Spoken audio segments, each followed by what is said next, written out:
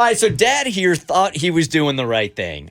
He took matters into his own hands, apparently, and everybody in the family is now just really pissed at him. So this is a DM that I got on Instagram a couple of days ago. And just to set the whole thing up, if you haven't been listening, I'm having a real problem with my dogs in my house right now. Not the dogs specifically, but my fiance is so allergic to one of my dogs that she can't even be on the same floor as my English bulldog, Tyra. So the way that the house is set up right now is just kind of a mess, man. I got Tyra downstairs. She's outside most of the time. I got Tiffany's upstairs with her daughter because even the middle floor, somehow some of the hair is getting up there. So it's just been a really difficult time. Tiffany has sinus infection after sinus infection. She's been taking allergy medicine. Now we're taking it next level. I'm getting I'm getting a new air filter system in there in January from Reliable. I'm doing all the things that I can, right? The last thing in the world, I mean, the 100th thing on the list would be to find Tyra a new house, which I don't even want to think about. Right? I'm just shaking the idea out of my head. So a listener has been hearing this whole thing go down, and just her DM to me is, good for you for doing everything you can to make sure Tiff's allergies are fixed before rehoming Tyra. My husband didn't handle it with quite the same grace. So I wrote back, sounds like you got a story. She wrote, hell yes. Both my kids and I suffer from allergies from a dog and cat we adopted from a family member that passed. She writes, long, sad story.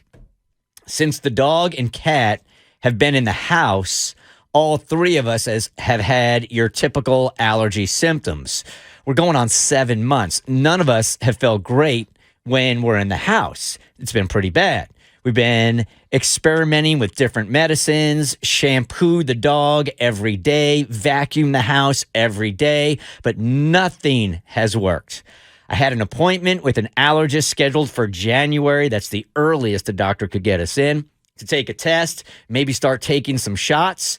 My husband and I have been arguing about this for months. He wants to get rid of the dogs. He wanted to get rid of the dogs so badly.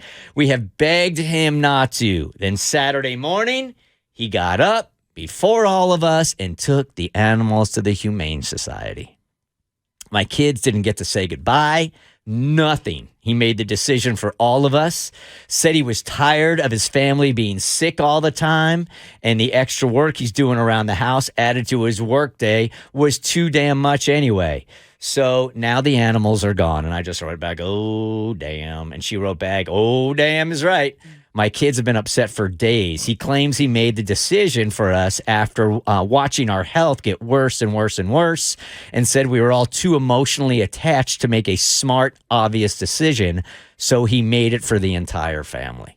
Yeah, you don't do that. Yeah, he went too far. That's a decision when it's a family pet. You and your wife sit down and you have a conversation and you come to a conclusion together. You don't just get rid of the pet and don't even give the kids a chance to say goodbye. Like, that's, depending on the age, that can be scarring. It can't. Yeah, that happened to like my older sister. I have some friends that never stop bringing up the time their dad just disappeared with an animal, took it to a nice farm. Right. We've had a lot of calls like this where the animal just goes missing that morning. So I don't even know the rest of the story and if they told him what he did. But I mean, I think I'm only going to argue on his side just because we're all in agreement on it. So I'll play defense attorney here. So here's a guy looking at his family just getting sicker and sicker and sicker, and they don't want to not do anything about it. But I mean, nothing seems to be working.